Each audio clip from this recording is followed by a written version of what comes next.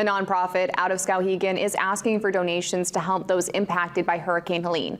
Appalachian Trail Connection, Maine to North Carolina, a nonprofit started due to the hurricane, is loading truck trailers with donations and driving them to North Carolina. They're asking Mainers to help with donation things like cots, first aid kits, and soap. The holidays are coming up.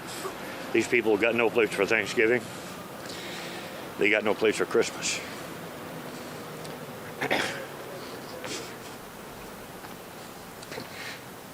Reach down and give, please.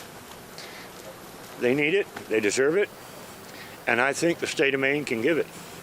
If you wish to donate or learn more about the nonprofit, a link can be found on our website.